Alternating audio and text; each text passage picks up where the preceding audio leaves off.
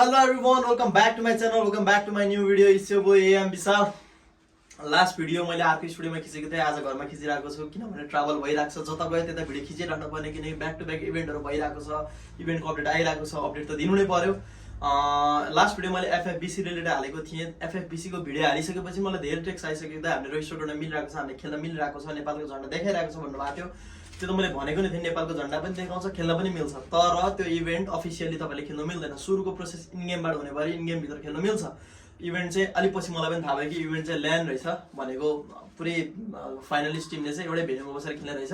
त्यसमा त अफकोर्स नेपाल छैन भनेर मैले भनेकै थिएँ। रजिस्टर गरेर जति खेल्नु मिल्छ त्यतिसम्म खेल्नु होला, एक्सपिरियन्स गेन गर्नु होला, अलिकति हार्ड लब्बी आउँछ, अलिकति प्र्याक्टिस बढ्छ, अलिकति स्किल बढ्छ। रजिस्टर गरेर जति खेल्न मिल्छ त्यति खेल्नु होला। त्यही हो, अफकोर्स अब ल्यान्ड भएपछि त चान्सै छैन हाम्रो लागि। त्यही माथि टाइटलमा मेन्सन छ फ्री फायर बङ्गलादेश च्याम्पियनसिप नेपालको लागि होइन भनेर, त्यही छ क्या। फ्री फायर नेपाल च्याम्पियनसिप नेपालको लागि मात्र थियो, free fire Bangladesh championship free फायरको लागि मात्र हो, सरी बङ्गलादेशको लागि मात्र हो। एफएफबीसी को कुरा त्यही सकाउँ, होप्सो नेपालको लागि के आओस् भन्दै भिडियो अगाडि बढाउँ। ब्याकग्राउन्ड देखिराख्नु भएको होला, Gorkhali cup pros versus creator. Are you ready? के तपाईँ रेडी हुनुहुन्छ त? रजिस्ट्रेसन खुलेको लगभग 2 देखि 3 दिन भइसकेको छ। यतिमा नि 1000 टिम प्लस आइसकेको छ। एक्ज्याक्ट टिम मैले हेर्न पाइरहेको छैन।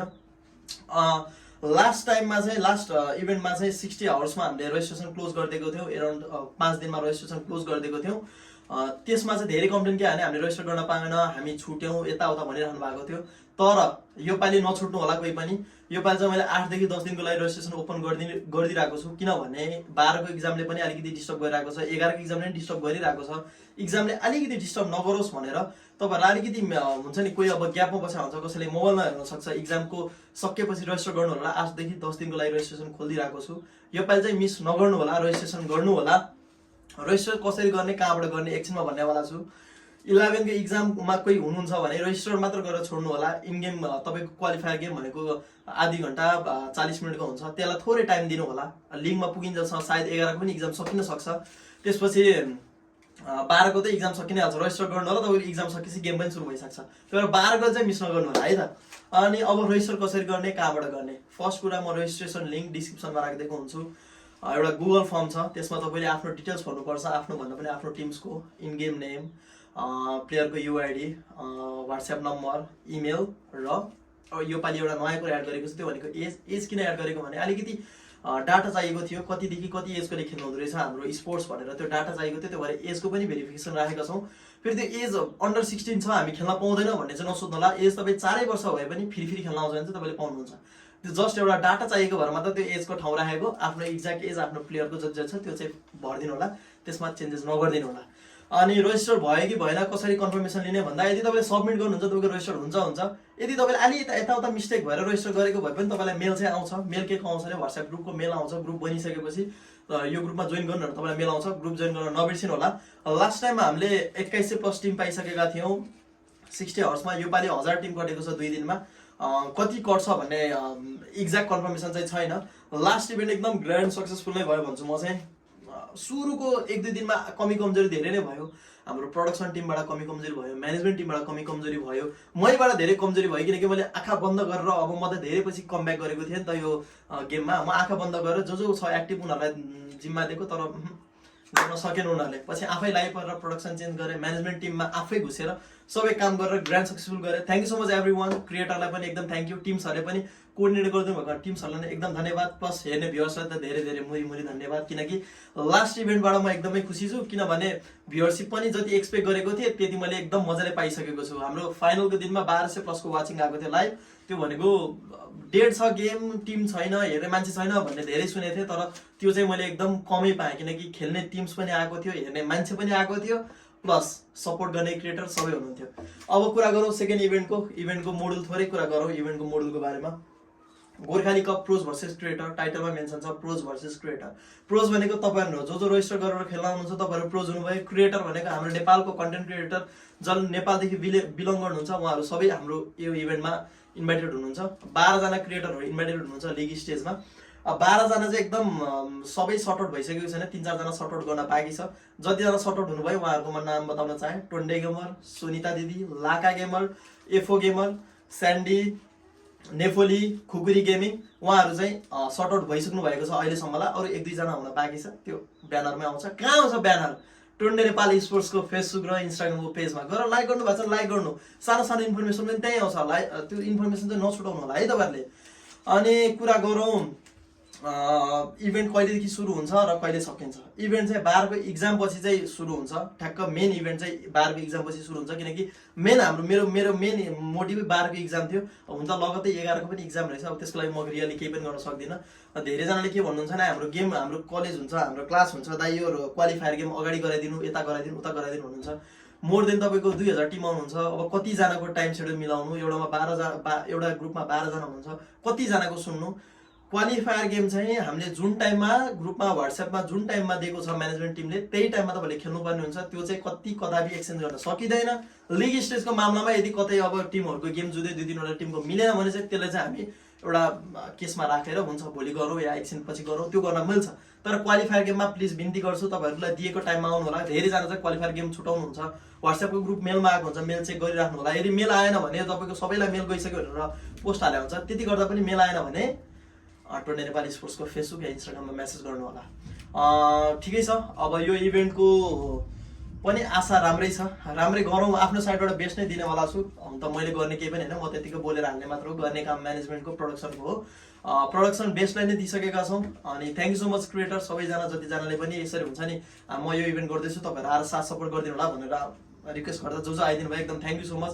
आशा थियो आउनुहुन्छ भनेर, आशा पनि पुरा गरिदिनु भएको छ, यसमा एकदमै खुसी छु आफ्नो सर्टेन टाइम दिएर आउनु भएकोमा। यसैले साथ सपोर्ट दिँदै आउनुभयो सबैले, टिम्सले क्रिएटर्सले भ्युअर्सले भने।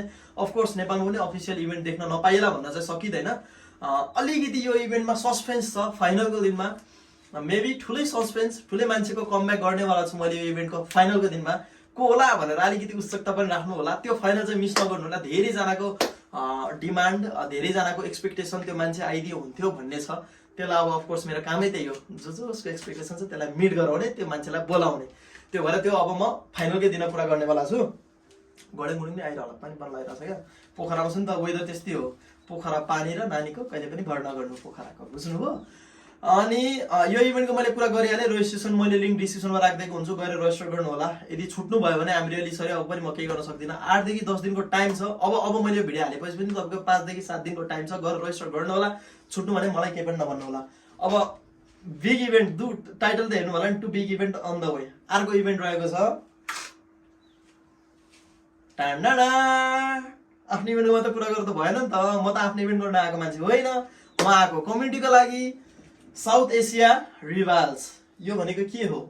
पुरै साउथ एसियाको टिमहरूले कम्पिट गर्दैछ। लिडोमाको इभेन्ट हो यो। लिडोमा तपाईँलाई थाहै होला, लिडोमाले इन्डियामा बडा टुर्नामेन्ट गरिसकेको छ, नेपाली टिम्सहरूले पनि खेलिसकेको छ। हामी 2022 मै हामीले खेलिसकेका टुर्नामेन्ट हो। अझै पनि लिडोमाले आफ्नो लेगेसी कन्टिन्यू गरिरहेको छ, इभेन्टहरू ल्याइरहेको छ। यो इभेन्टको प्राइस पुल चाहिँ $1000 रहेको छ USD, नेपालीमा हिसाब गर्दा आरपार 1,40,000 आसपासमा रहेको छ। यो इभेन्ट चाहिँ कसरी रेजिस्टर गर्ने, कोले खेल्न पाउने, यो पनि ओपन क्वालिफायर हो। नेपालको लागि सबैले रेजिस्टर गरेर खेल्न पाउनुहुन्छ। यसको रेजिस्ट्रेसन प्रोसेस चाहिँ हामीले गुगल फर्मकोदेखि लिएको थियौँ भने यसको रेजिस्ट्रेसन प्रोसेस चाहिँ वेबसाइटदेखि रहेको छ। अलिकति तपाईँलाई कन्फ्युज हुन सक्नुहुन्छ कसरी रेजिस्टर गर्ने, कहाँबाट गर्ने भनेर। सिम्पल छ, आफ्नो आइडी क्रिएट गर्ने, वेबसाइटमा गएर म लिङ्क राखिदिन्छु डिस्क्रिप्सनमा, आफ्नो आइडी क्रिएट गर्ने। त्यसपछि सबै त्यहाँ एउटा भिडियो नभए म एउटा डिस्कर्डको लिङ्क राखिदिन्छु, भिडियोको लिङ्क राखिदिन्छु, गएर हेर्नु होला कसरी रेजिस्टर गर्ने। यदि अब भिडियो हेरेर पनि कन्फ्युज हुनु भने डिस्कर्डमा जानुहोस्, 24/7 त्यहाँ मान्छे एभाइलेबल हुन्छ, गएर हेर्नुहोस्, सोध्नुहोस्, बुझ्नुहोस् मेरो यो भएन, यो कन्फ्युज भयो, यो भएन। मलाई स्टिल पनि आइरहेको छ, मैले यो रेजिस्टर भने यो भएन भनेर। अब यो भनेको अन्डरडक्सहरूको लागि हो, तपाईँहरूकै लागि हो। अब इभेन्ट भइरहेको छैन भन्नुभएको छ नि त, इभेन्टहरू भइरहेको हुन्छ तर तपाईँहरू भएथिमसम्म आइपुग्यो हुँदैन क्या। मेरो कामै त्यही हो, तपाईँहरू भएथिमसम्म कुनै इभेन्ट आइरहेछ कसरी रेजिस्टर गर्ने त्यो देखाउने मेरो कामै हो। अब यो इभेन्ट भइरहेको छ, $1000 इज अ बिग प्राइस पुल। मलाई प्रुभ गर्नु छ म नेपालकोबाट म राम्रो खेल्छु भनेर प्रुभ गर्नु छ भने तपाईँहरूको लागि नै हो यो टुर्नामेन्ट। अब यता त 2025 टिम आउनुहुन्छ मलाई थाहै छ, यसमा पनि गएर 1500 टिमले अलिकति भाग लिनु होला। पेड प्रमोसन पनि भयो, आलिया त चाहियो नि त, फेरि यत्रो प्रमोसन गरिरहेछ भिडियोमा। रेजिस्टर फेरि नछुटाउनु होला है, अलिकति भनिदिहाले पेड पनि हो, फेरि पैसा पनि त कहाँ गर्दा यत्रो कमब्याक हानेछ। जस तर यो चाहिँ अब अन्डरडक्सको लागि हो, नट ओन्ली फर नेपाल। हामी नेपालको मात्र होइन, यो साउथ एसियाकै सबै टिम्सहरू आएर खेल्छ। नेपाल, इन्डिया भयो, बङ्गलादेश, पाकिस्तान, अरू कुन पर्छ साउथ एसियामा थाहै छैन। थाइल्यान्ड पर्छ पर्दैन, एसिया पर्छ, घुम्न गएको थिएँ नि त, त्यही भएर थाहा छ। सबै टिम्सहरू आएर कम्पिट गर्नेवाला छ। के थाहा तपाईँहरूको पनि भाग्य चम्किन सक्छ। एउटा इभेन्ट जितेपछि तपाईँहरू त नजरमा पछि त फेरि यस्तो कन्फिडेन्स बुस्ट भएर माथि आउनुहुन्छ नि। FIBC त के लिडोमै जिते पनि तपाईँहरू त हिरो।